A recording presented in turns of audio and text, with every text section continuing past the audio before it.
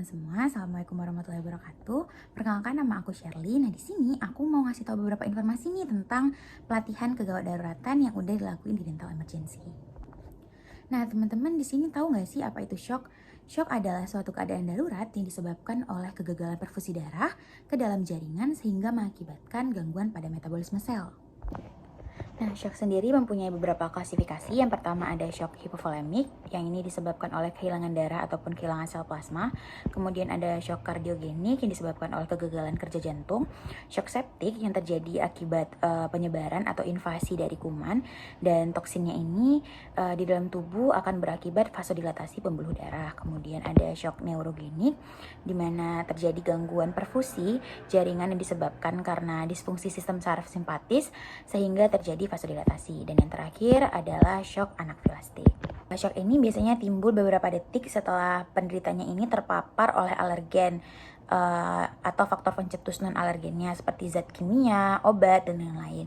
Dan shock ini juga merupakan reaksi sistemik sehingga shock ini melibatkan banyak organ yang gejalanya itu timbulnya serentak atau hampir serentak.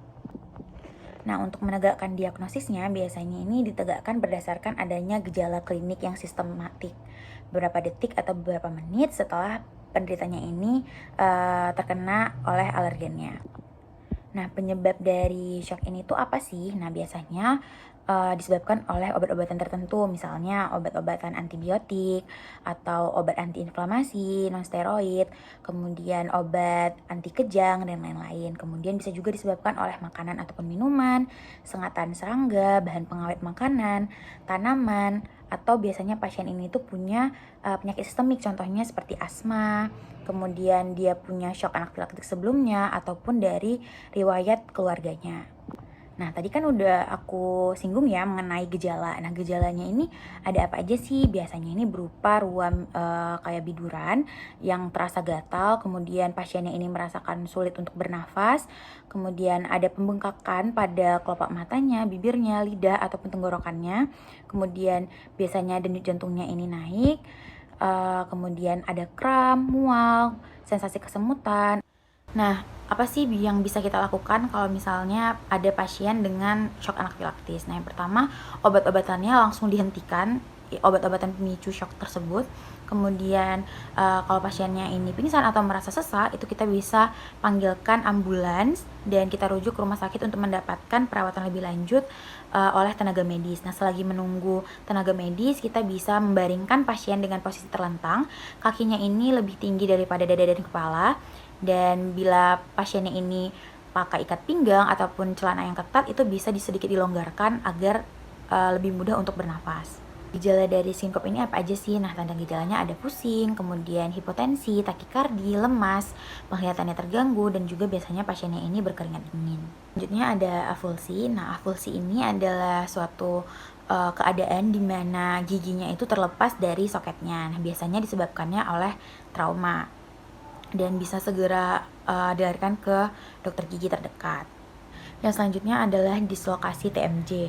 Nah, TMJ ini adalah temporomandibular joint, yaitu dua sendi yang menghubungkan mandibula atau rahang bawah dan tulang temporal atau sisi dasar tengkorak. Nah, sendi-sendi ini tuh punya beberapa otot yang menyebabkan rahang bawah kita itu bisa bergerak ke atas dan ke bawah, ke arah lateral maupun ke arah anterior dan posterior. Nah, ada beberapa kelompok yang beresiko terkena dislokasi TMJ, yaitu kelompok geriatri, kemudian penderita dengan riwayat trauma rahang, penderita dengan gangguan TMJ yang sudah pernah sebelumnya. Penyebab dislokasi TMJ ini apa aja sih? Nah, yang pertama ada bruxism, cedera rahang, maloklusi, stres, kemudian menggigit benda keras seperti pensil, pulpen, kemudian membuka mulut secara berlebihan.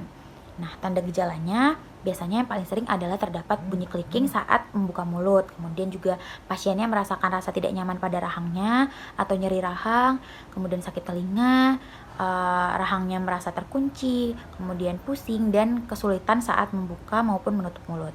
Nah, treatment dari TMJ ini ada apa aja sih? Biasanya kita mengistirahatkan temporomandibular joint kita, kemudian ada teknik relaksasi untuk meregangkan rahang dan memperkuat otot-otot di sekitar sendi.